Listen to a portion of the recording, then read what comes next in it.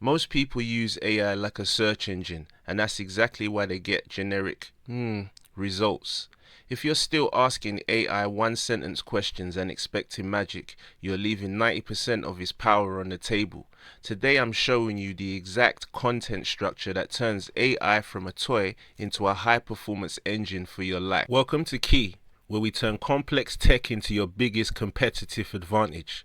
By the end of this video, you will know how to replace 30 minutes of Google searches with 30 seconds of AI synthesis, how to use the 3-layer formula to get perfect outputs, and the public square rule to keep your data safe. You need to watch until the end because we're going to build a real-world project together that consolidates every skill we cover today. You have been trained for decades to be a searcher, but to master AI, you have to become a synthesizer.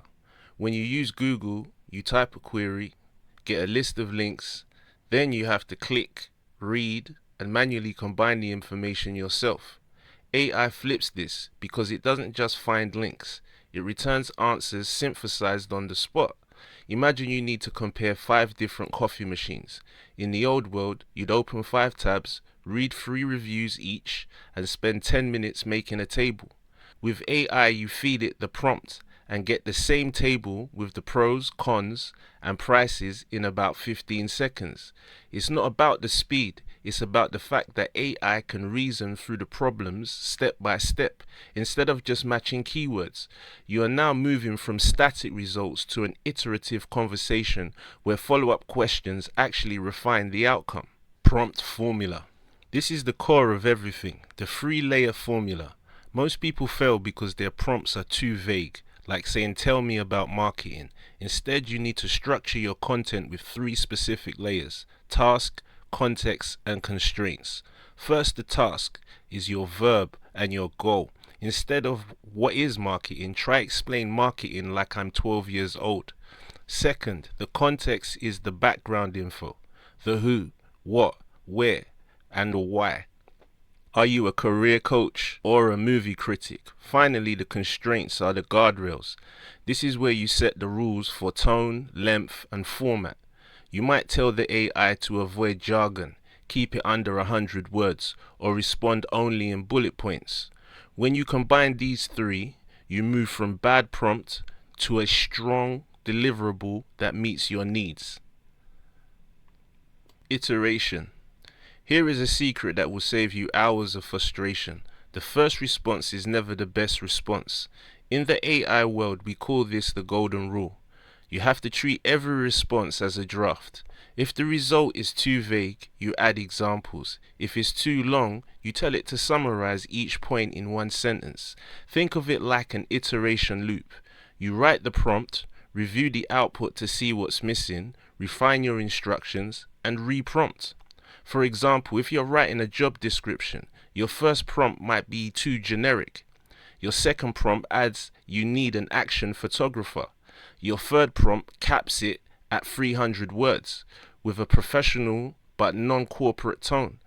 You keep going until you're satisfied. Don't be afraid to ask the model to edit its own output. If this 3-layer mindset is already changing how you think about AI, hit the subscribe button below.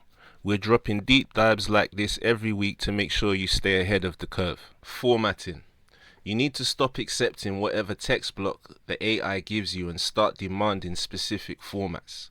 One of the biggest advantages of AI is its ability to output data in a way that fits your workflow. You can ask for a response as a markdown table, a set of bullet points, or even JSON code for technical projects. If you want a 3-day travel itinerary, tell the AI to present this as a table with columns for time, activity, and budget. You can even control the tone, tell it to be humorous, empathetic, or urgent. By using explicit formatting instructions, you ensure the output is ready to be copy and pasted directly into your Google Docs, Notion, or spreadsheets without extra editing. Remember, the prompt should specify the format you need, not just the topic. Hallucinations. The most important lesson you can learn is that AI does not know what it doesn't know. It can confidently hallucinate, which means it makes up facts court cases, or historical dates that sound perfectly plausible but are completely fake. You must develop a fact-checking habit from day one. Always use a trust but verify workflow. Ask the AI for citations, but don't stop there. Cross-check at least one or two of these claims with a search engine. You can even prompt the AI to be more honest by saying only answer if you're sure. Otherwise, say I don't know. Use AI to draft your ideas, but use your trusted search instincts to verify the final details. I've actually put together a full library of these templates for you. Click the link in the description to join our mailing list, and I'll send you my AI onboarding cheat sheet for free. It has the 3-layer formula and 5 templates you can use today. Prompt library. You need to start building a personal prompt library. These are reusable templates that you can copy and fill in for common tasks. For example, the explainer template. Explain X concept to me as if I'm 12 years old using analogies. Or the editor template. You are an editor. Revise the following text to be goal-oriented. Having these assets ready to go speeds up your workflow and ensures consistency. You can have templates for brainstorming ideas, helping you make decisions between 2 options, or summarizing long emails into 3 bullet points. Don't reinvent the wheel. Once you find a prompt structure that works, save it. Security. Before you start pasting your life into an AI, we need to talk about security. Here is the public square rule. Treat every AI conversation like you are typing in a public Google Doc. Unless you are using a private enterprise tier, your data might be used to train future models. Never share passwords, social security numbers, national insurance numbers, phone numbers, confidential company documents, or private medical records. If you need the AI to help you with a sensitive email, use anonymized placeholders like client name instead of real names. Always ask yourself, would I post this on social media? If the answer is no, anonymize it, or don't use AI for that specific task. Mini project. To really bake these skills in, I want you to try a mini project right now. Plan a day trip. Imagine you're organizing for 12 people with a £2,000 budget. First, use AI to brainstorm a city and activity. Then write a full 3-layer prompt to get a 1-day itinerary formatted as a table. When you get your first draft, iterate.